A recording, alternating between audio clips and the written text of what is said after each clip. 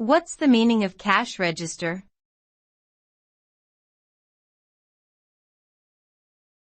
Cash register.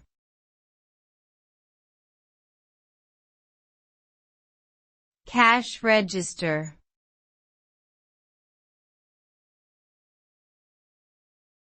Cash register.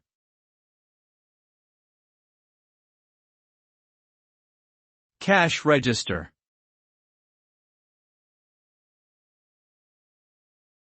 A cash register is a mechanical or electronic device used by retailers to process and record sales transactions.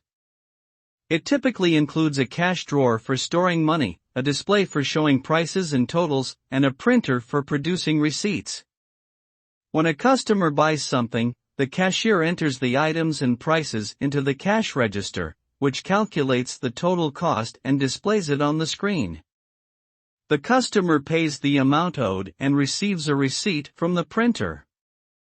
This helps businesses keep track of sales and cash flow.